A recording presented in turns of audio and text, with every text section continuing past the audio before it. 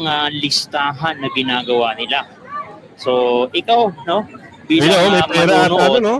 bakit nagkakaroon po ng ganyan? Tignan natin, Listahan, ha? no? Yan, Listahan kita-kita lang. niyo mga kababayan na yan. Yung Malumanay Group, pasama lang kami rito. So, kanina pa ho kayo nandito? Hanggang what time po kayo mag-stay po dito? Hindi po namin alam eh. Kung kailan. Alam niyo po ba na ito po ay laban kay Sara Duterte? Alam niyo po ba na itong rally ay laban kay Sara Duterte? Hindi ko po alam, bossing. Hindi niyo alam? Ay, ba't po kayo nandito? Sila mo na, boss. Nagutom pa eh. Nagutom pa. Gutom pa lang. Ano pangalan niyo po, sir? Alak lang tayo bakalaw. Nabudol lang, ginutom pa.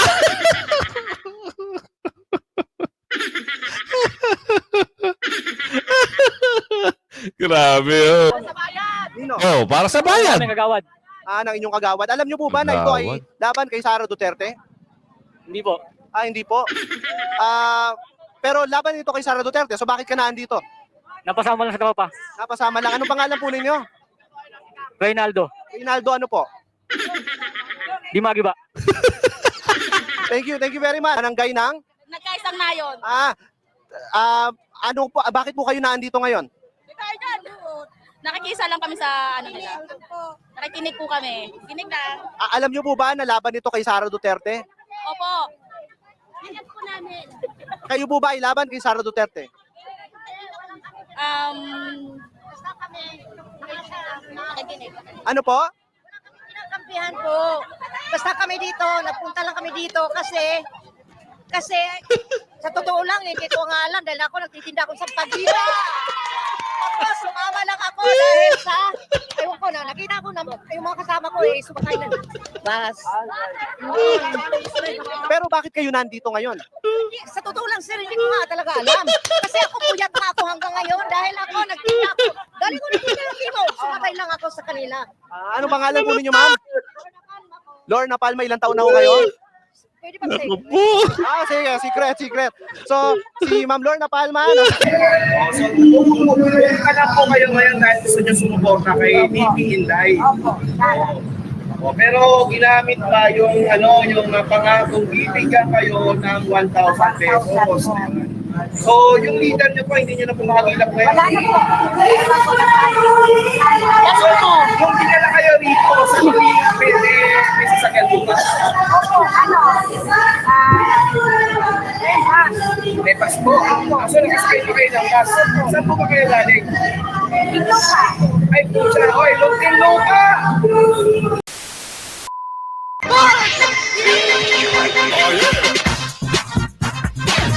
Yes. Good morning mga kasama. Nandito na naman si Kuya Goods nagbabalik. At syempre kung hindi ka pa nakasubscribe sa ating channel, pasubscribe na lang po at hit mo na rin yung bell para lagi kang updated sa ating mga video. Naghakot si Kagawad.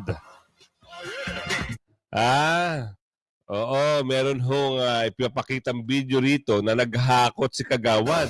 At yung mga sinamang nakaputi ay hindi alam kung bakit bakit sila sinama at wala namang impormasyon na yun daw ay rally para kay BP Sara.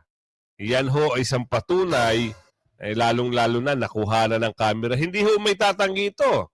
Dahil napakaraming parang kabataan o may mga edad na sinama na wala pa lang kaalam-alam kung ano yung sinamahan nila. Ito, abangan natin. At kung paano nagkakaroon ng listahan. Oo, pasalamat na lang, sabi ni Rodora, pasalamat na lang Kuya Goods, nag-uulan. At naitaboy itong mga ito. Dahil kung hindi, talaga naman kahiya-hiya. Naku. Galing ni Rodora ha. Basta sa mga, eto ha, panoorin nyo ang ulat ni Chikadora pagdating dito. Nakakahiya ho yung kagawad na mababanggit dito. At yung listahan naman, kahit sa gilid ng EDSA, nagkakaroon ng listahan. Magkano? Eto, bayaran ba ito? O talagang binayaran sila para pumunta? At masabing meron silang tao. Di umano. Eto Rabin, Chikadora, pasok! Ay. Ayan na. Kapag talaga gumawa ka ng kabalbalan, mahuhuli ka sa sarili mong kasinungalingan. Ayan. Matapos ang naging controversial video online kung saan tila ipinalabas na marami raw ang mga gustong magpatalsik kay Vice President Sara Duterte. Mga residente na dumalo para impeach si VP Sara, umaming nahakot lang raw sila. Yan. Ito ang viral video online na umabot na sa mahigit sa 3.7 million views across Naku. social media platform. Yan, oh. Nang tila maging bal ang maraming Pilipino sa pag-amin ng ilang mga Pilipinong nakilahok sa rally at panawagang i-impeach si Vice President Sara Duterte. Matatanda ang bago sumapit ang January 31 kung saan itinakda ang nationwide rally laban kay VP Sara, tila nag-imbita na ang dating senador na si Antonio Trillanes para makilahok ang mga Pilipinong iisa raw ang panawagan at ito'y patalsikin si VP Sara.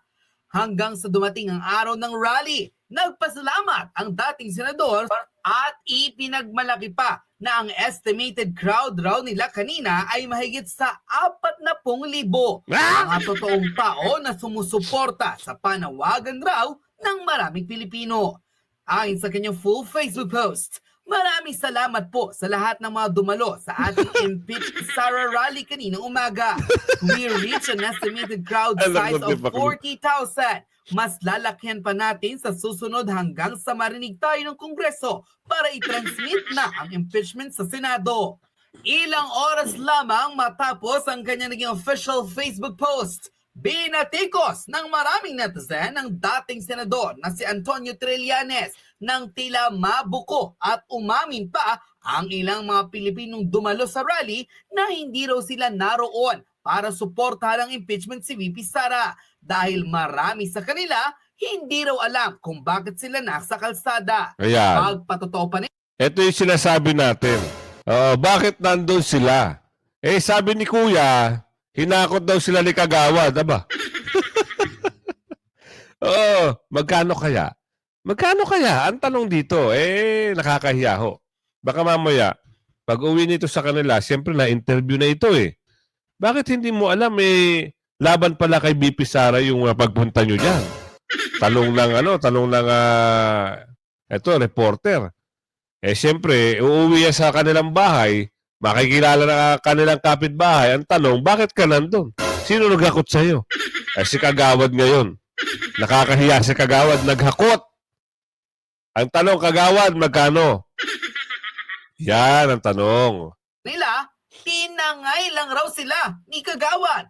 Yun na. At ilan sa mga ito, tila hindi uuwing walang lagay dahil ito raw ang ipinangako sa kanila kapalit ng pagsuporta at pagsama nila sa nasabing rally sa kalsada.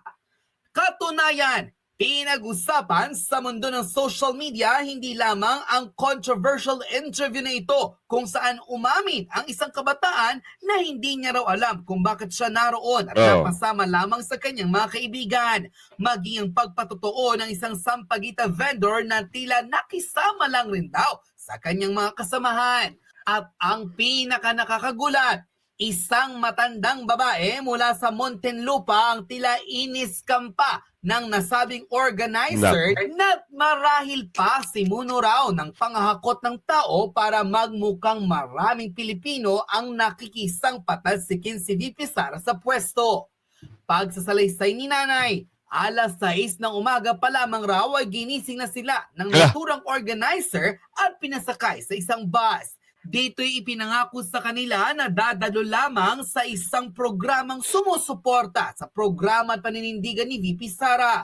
Pinangakuan lang rin daw sila ng 1,000 piso kapalit ng oras na i-google ng mga ito. Kita nyo 1,000 kapalit ng pagpunta. Ngayon, eto na siste.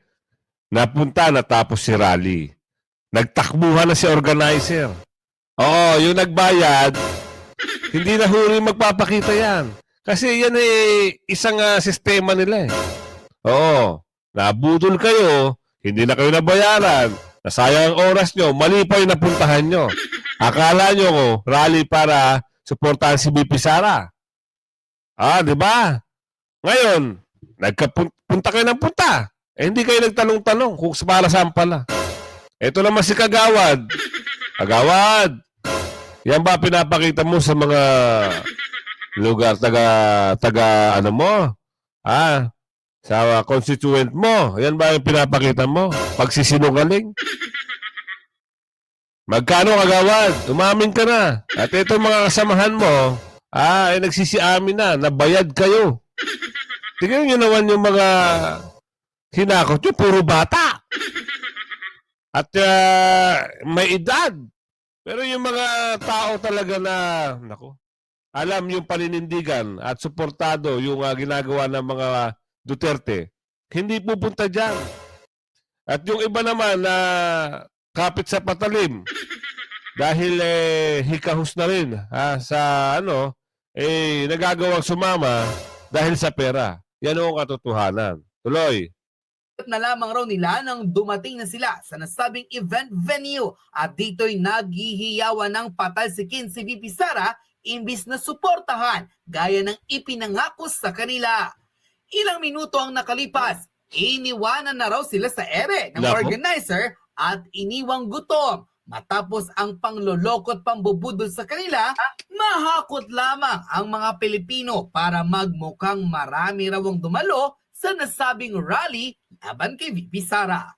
Sinakay kayo sa bus, papunta sa EDSA Shrine o sa EDSA Monument, iniwanan kayo, walang bayad, iniwanan pa kayo na walang pamasahe. Diba? Grabe panluloko talaga itong mga ito, no? Yan ba iboboto nyo? Yung organizer at sino nag-gano niya, nagpasimuno niyan. Oy, taga-kalokohan. Isipin nyo nga, ito, dito pa lang, nanloko na, paano pa dyan, naku. Mga taga-kalokohan, alam nyo na, malapitan lang tayo, malapitan. Loy. Panoorin ang full video kung saan bukod sa pag-amin ng ilang mga kabataang tinangay lamang raw sila nang mapunta ito sa rally laban kay VP Sara. Ipinag-utos ni Kagawad, bayad, ilang mga organizer, hinahunting ng mga tao matapos pangakuan at iskamin pa ng 1,000 piso. Narito't panoorin ng full video. Taga Muntinlupa po. Ito mas malinaw sa malinaw dyan Ito mismo yung dyan yung interview yan. Saka natin ibabalik dito kay Chikadora para doon sa matanda. Ito malinaw sa malinaw to sige, pasok natin. Taga saan po kayo? Taga Muntinlupa po. Taga Muntinlupa. Bakit po kayo nandito? Nakabit lang po kami. Ano po?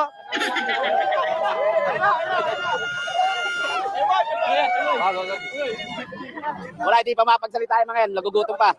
Aha. So, bakit po kayo nandito ngayon, sir? Kailangan namin malumanay Malumanay. Malumanay, ano yon? Yung Malumanay group. Wala, napasama lang kami rito.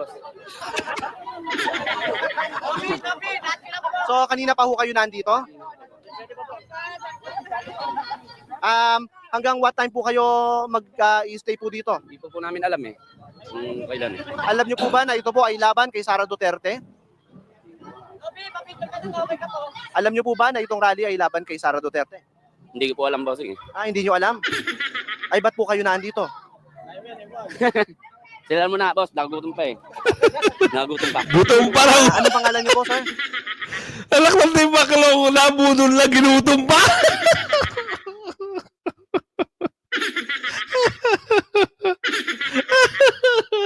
Grabe, luha ako, kawawa yung mga kababayan natin na binudol. Oo, ang kumita, yung organizer. Ewan ko kung binayaran din si organizer dito, Oo, ibang klase ho, ganyan ang panluloko na ginagawa ng ibang politiko. Na nag-organize para impeach si VP Sara. Kaya yung nakikita nyo na sumasama dito, hindi ho totoo na nasa puso nila ang pagsama at para pabagsakin si VP Sara. Hindi mo. Ito ang katunayan na talagang talamak ang bayaran. Dahil sa pera ho, siyempre, kailangan na ating kababayan ng pera sumama. Pinangakuan. Ngayon, mamaya, ibabalik natin sa video doon. Nabudol. Oo, ginutom na, wala pang pamasahe, wala pang kita. Natuloy natin to. Anong pangalan nyo? MY. MY. Anong apelido po ninyo? Dimagi ba? Anong spelling ho? Dimagi ba ho? Imagi ba? Ilang taon na ho kayo? 26. Sige po. Thank you very much po. So, kayo po, bakit po kayo nandito ngayon? Bakit po kayo nandito ngayon? Sinama lang po kami. Aha. Sinama lang po kami. Nino? Bakit nyo, may narinig. Meron tayong narinig para sa bayad. Ito para sa bayad daw. Sinama lang po kami. Aha. Sinama lang po kami. Nino? Oh, para sa bayad. Kami kagawad. Ng inyong kagawad. Alam niyo po ba na ito ay laban kay Sara Duterte? Hindi po. Hindi po. Pero laban ito kay Sara Duterte. So bakit ka nandito? Napasama lang sa tropa. Napasama lang. Anong pangalan po ninyo? Reynaldo. Reynaldo ano po? Dimagi ba? Thank you very much. So, galing kayo ng Muntinlupa. So, mga kasama natin, galing Muntinlupa, dalawa sa kanila ay hindi naman daw talaga nila alam na ito. Kuya, hindi ho dalawa. Hindi, tanongin mo yung iba. Baka mamaya marami dyan, kuya. Yun lang comment natin, komentaryo lang tayo. Ito ay laban kay Sara Duterte. Nandito sila sa rally ngayon sa May People Power Monument para ipaglaban ang impeachment ni Vice President Sara Duterte. Paglaban, sinama nga lang daw, kuya. So, eto no, mahaba pa, yung malayo-layo pa yung kanilang stage mula dito. At yung mga kababayan natin, naghihintay din dito. Ay, nagtatago. Saan po kayo? Nagtatago. Wala, Ano po? makikita. Yung mga pro Duterte na babayaran dito, di man, ay nagtatago. Baka makita ng mga kapitbahay ka mag-anak. Rubina. Robina, barangay ng? Nagkaisang nayon. Bakit po kayo naandito ngayon? Nakikisa lang kami sa nila. Nakikinig po kami. Kinig na. Alam niyo po ba na laban ito kay Sara Duterte? Opo. Kinig po namin. Kayo po ba ay laban kay Sara Duterte? Nakikinig. Ano po? Kampihan po. Basta kami dito, nagpunta lang kami dito kasi sa totoo lang, hindi ko nga alam dahil ako nagtitinda akong sampagita. Tapos sumama lang ako dahil sa, ewan ko na, nakita ko na yung mga kasama ko sumakay na. Bas. Pero bakit kayo nandito ngayon? Sa totoo lang, sir, hindi ko nga talaga alam. Kasi ako puyat na ako hanggang ngayon dahil ako nagtinda ako. Dahil ko nagtinda ng kimo, sumakay lang ako sa kanila. Ano pangalan po ninyo, ma'am? Lorna Palma, ilang taon na ho kayo? Pwede ba say? Sige, secret. So, si Ma'am Lorna Palma, nasikreto ang edad. Nagtitinda ng sampagita, hindi niya alam kung bakit siya nandito, napasama siya. Kayo po ay isinama ng inyong mga kagawad, tama po ba? Sino po ang nagsama sa inyo dito? Kayo lang. Bakit po kayo pumunta? Makikitismis. Pero sino po sa inyo, taas lang po ang kamay. Sino po sa Tatago inyo sila, ang pabor tatago. kay Sara Duterte dito? Kayo po, pabor kayo kay Sara Duterte. Kita nyo? Kayo, sino ang pabor kay Pangulong Marcos? Wala rin. Pero hindi lahat kayo ay against kay Sara Duterte. Bakit kayo pabor kay Sara Duterte? Sige po, salamat po. Bistado. Natawa ko mga kasama. So, Di ba? makita nyo, no? Huli na. Ayun, wag na natin hintay magpaliwanag si Kuya. Nahuli na sa sariling bibig yung ating mga kababayan na sila pala ay pumunta para makichismis at hindi sila pabor na pabagsakin si BP Sara. So, ano ang kakahitnan no? Yung iba ay humaasa na babayaran sila. Kagaya ng matandang ito na napakakawawa ho. Ito, tuloy na natin yung kay Chikadora. Taga Muntinlupa. Bakit po kayo nandito?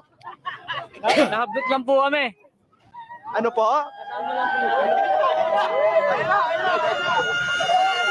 Ano po ba na itong rally ay laban kay Sara Duterte? Hindi ko po alam, bossing. Hindi nyo alam. Bakit po kayo nandito ngayon? Sinama lang po kami. Aha. Sinama lang po kami. Nino? Para sa Ano bayan. namin, kagawad. Ayaw ko na, nakita ko na yung mga kasama ko sumakay na. Bas. Pero bakit kayo nandito ngayon? Sa totoo lang, sir, hindi ko nga talaga alam. Ito ginamit niyo na. Ito na ha. Ito na ho yung sinakay ng matanda sa bus. Umaga pa lang ginising ni organizer. Tapos, hindi binayaran, iniwanan ng gutom, iniwanan pa na walang pamasahe. Tinakbuhan pa. Kawawa, ano? Content po ba kayo ng mga Duterte? Pumunta po ba kayo, sumama po ba kayo dahil sa pera, dahil sa 1,000 o dahil po gusto nyo sumuporta kay Sara? So, pumunta na po kayo ngayon dahil gusto nyo sumuporta kay BP Inday. Pero ginamit ba yung yung pangakong bibigyan kayo ng 1,000 pesos? So, yung leader nyo po, hindi nyo na po makakilap ngayon. So, kung dinala kayo rito, sa hindi pwede may sasakyan po ba?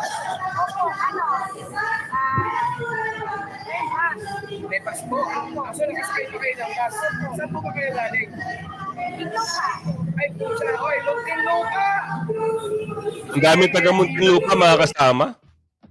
So, I so don't mind, pero nakita ko na yung video online na sinasabi ko earlier, merong isang matanda na na-interview siya sa national TV at sinabi niya doon na na-scam siya na pinakuan siya to attend the rally na akala niya is that rallies for the support kay Yeah. VP Sara. Pero in reality, that is pro-impeachment. Marami, I think hindi lang siya, madami talaga yung na-scam ng ilang mga organizer na nangako sa kanila ng pera para lang dumalo pero iniwan sila sa ere ng gutom. So, nakakaawa lang dahil sobrang grabe ang pambubudol o panloloko ng mga to just to show na marami silang galit kay VP. Pero, ang totoo, hindi sila magkakaroon ng ganong rally kung hindi sila magkakapot. Tama. Tama ka dyan. May punto ka dyan. Itong mga ito, ito napapakita ko sa inyo yung slide na to. Nagkakaroon na ho ng listahan. Meron doon na lang sa venue nagkaroon ng pirmahan o listahan para siguro pagkatapos mababayaran. Meron namang pangako na hindi natin masabi doon pa lang sa lugar nila ay pinangakuan. Pero, kagaya na sinabi ng matanda, wala ho silang natanggap. O, ito na. Naku, huling-huling mga kababayan ay talagang naglilistahan ng mga Hello? dito. Ayan mga kababayan, huling-huli po natin itong grupo na magsasagawa Kami, ng rally grupo-grupo, dito po may sa mga EDSA listahan, no? People Power Monument na grupo at ang mga kasamahan ni Trillanes na kung saan mga kababayan sinasabi nilang million po silang darating dito. Yung sinasabi nilang 41 million ay nandito na nga po mga kababayan, dumating na nga po sa EDSA. Subalit ito po mga kababayan ay kitang-kita ho natin ang listahan na ginagawa nila. So ikaw, no, bilang may pera at manonood, no? bakit nagkakaroon po ng ganyan? Listahan natin, na. ha? Listahan lang. Kita niyo mga kababayan na yan. So nag-aabang po sila na mailista yung kanilang mga pangalan. Hindi natin alam kung ito po ay posibleng mag-aabutan mamaya, no? Ayan, no? Maraming mga nag-aabang doon sa palista. Grabe. Ayan. Yung sinasabi nilang napakarami, ayan nga. Talagang halos hindi po magkanda o gaga yung ating mga kababayang Pilipinong enforcer dahil nga po ay halos hindi nga daw po makadaan yung mga tao dahil nga po sa sobrang dami po mga kababayan, no, ng langaw. Yun yung ating nakikita sa mga oras na to. At talagang nag-aabang, nagtatawag pa si Kuya, oh. Nagtatawag pa si Kuya para magpalista. Alam na mga kababayan, ano nga ba ang nangyayari dito? Grabe, no? So tingnan nyo, no? Yan yung sinasabi nyo ba na 41% na inyong mga taga-suporta? So ganito ba karami ang inyong grupo? At ayan, at talagang ito Sa nakikita natin dito mga kasama, ito po ay halatado na no? Magkakaroon ng listahan. Kasi kung ikaw ay buong puso, buo sa loob mo na dumalo dito sa ginagawa nilang rally, na ikaw ay naniniwala na patilsikin si BP Sara, wala mga listahan na ganyan. Walang listahan. At doon sa pag-amin kanina sa unang slide natin, sa unang video natin, halatado na ho. Paano yan? Natakbuhan kayo ng organizer nyo. At si Kagawad, tinakbuhan na kayo. May magagawa pa ba kayo? Nabenta nyo na yung dignidad nyo. Alam natin, ang pabor sa inyo si BP Sara Pabor sa inyo. Mahal nyo ang mga Duterte. Pero alam din natin na kailangan nyo ng pera. Kaso nga lang, pinangakuan kayo ng mga mambubudol, ayan, lusubin nyo si Kagawad. Kagawad, di ka ba naaawa dito sa mga tao na to? Ang dami nyo nga dyan. Pero wala naman sa puso nyo na patalsikin si BP Sara. Ang nasa puso nyo ay maghakot para bayaran ang mga tao na yan. At doon naman sa mga nagpakulo niyan, asan yung mukha nyo? Asan yung sinasabi nyo na ito yung 41% na pinagsasabi nyo? Di ba? Wala na maniniwala sa inyo. ay malalaman natin at alam natin na ito po ay ginagawa nila para sa kanilang abutan mamaya. Ayan, kitang-kita niyo mga kababayan ang patuloy na abutan nila dito sa may EDSA. Dito lamang yan sa EDSA Shrine, makikita natin, grabe. So ayan ba ang sinasabi nyo na napakaraming magpapalista. Siguro yung iba dyan nagpalista na sa iba't ibang barangay kung saan man sila nanggaling. Pero ito, dito pa talaga sila lantaran mga kababayan. O ayan yung sinasabi nyo nga 41% ay halos magkanda-ugaga po. Sobrang traffic. Ang hirap po dumaan dyan mga kababayan. Pati mga kalsada ay talagang punong-puno mga kababayan. Ayan At yan ay papunta po doon sa bahagi po ng EDSA People Power Monument. So ayan yung... Ito lang may pasok lang natin. Bakit nung nagkaroon ng peaceful rally ang INC, walang mga mainstream media? Diba? Ayaw nila kasi mapahiya sa mga boss-bosses nila. Ngayon, ito, nagrally itong mga kaliwat kanan at yung mga durobo ng bayan. Sang damakmak ang mga mainstream media. Pero napahiya sila Napahiya sila. Bakit? Ang pag-amin ng ating kababayan ay suporta kay BP Sara. At hinakot lang daw sila, ayon sa video hinakot lang daw sila para bayaran ng 1,000. At yung iba naman, sinama lang ng kapitbahay. At ito si Kagawad, naghakot din. Anak ng bugi, nagkalintik-lintik na. Anong gagawin natin dito? Isang patuloy na ito, ang dami nyo nga sa gilid. Ang dami nyo, sa gilid lang kayo dumami. Pero kung makita nyo yung religious group na yan, sino nagkaroon ng peaceful rally, halos dalawang lane ng Rojas Boulevard. Hindi madaanan. Punong-puno ng tao. Eto Tapos niloko nyo pa yung ating kababayan. Pinangakuan nyo, iniwan nyo sa ere. Gutom, walang pamasahe, tinakbuhan nyo, matanda, nagsalita. Anong gagawin nyo? Sino magbibigay ng pamasahe nyo? Nakauwi kaya yung matanda? Kakahiya naman kayo. Kinawawa nyo ang ating mga kababayan. Dahil lang sa pangako nyo na napako. Tapos ang lalakas ng boses. Yung mga vlogger na nagsasalita, ayan daw hakot. Ito ba'y bayaran? Ito. So palpal mo sa mukha mo. Ito yung video. Nahakot talaga. At nangako ng 1,000. Ano ito? Hindi ba sapat na ebidensya ito? Dito tayo punta sa mga congressman. O yung mga bakulaw. Ano na naman ang paandar nyo? Meron naman kayong mga pahapyaw. Hindi natin malaman kung ano yung mga kagustuhan nyo sa buhay. Tuloy natin to. Sinasabi nila,